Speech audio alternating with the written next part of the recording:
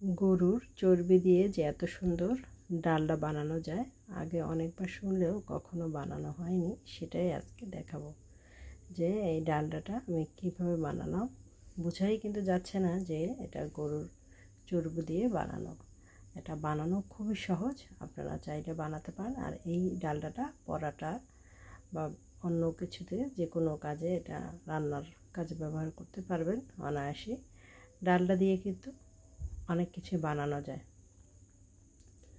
চলুন তাহলে মূল রেসিপিতে চলে যাই। এই ডালডা বানানোর জন্য আমি গরু একদম সলিড চর্বিটা নিয়েছি। এটা যে উপরে একটা পর্দা থাকে সেটাও না, আর মাংসযুক্ত চর্বিও না, একদম মাংস ছাড়া চর্বিটা নিয়েছি। তবে চর্বিগুলো একটু ছোটো ছোটো করে কেটে নিলে বেশি ভালো হয়। আমি কিছুটা ছোটো করেছিলাম আর বাকিটা একটু বড়ই ছিল।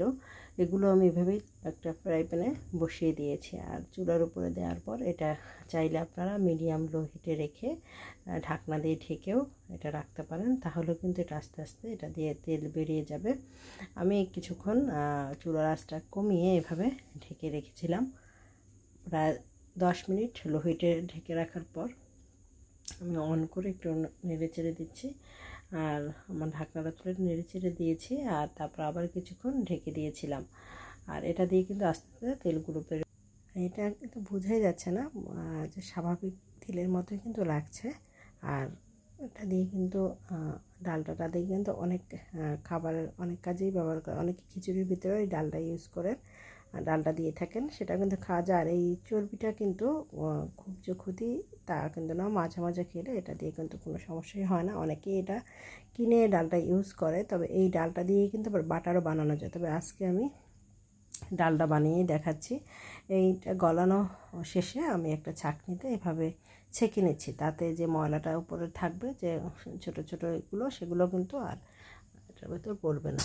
আর এই যে চর্বিগুলো আছে এগুলো কিন্তু আপনারা অন্য কাজে ইউজ করতে পারেন, যে কোনো কিছুর ভিতরে দিয়ে আপনারা এটা ইউজ করতে পারেন। ভাজা চর্বিগুলো এটা কিন্তু ফেলে না দিয়ে খাওয়া যাবে। দেখুন ঠান্ডা হওয়ার পর ফ্রিজে রাখার পর প্রায় 15-20 মিনিট ফ্রিজে রাখার পর এটা কিন্তু অনেকটা জমে গিয়েছে। আর এখন আমি কেটে দেখিয়ে দিচ্ছি যে জাস্ট এটা কেমন হলো।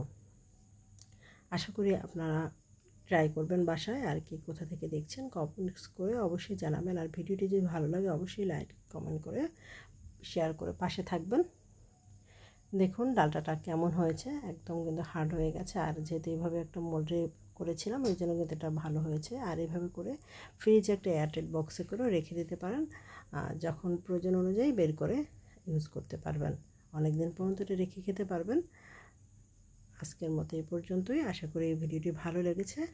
ধন্যবাদ সবাইকে, ভালো থাকবেন, আল্লাহ হাফেজ।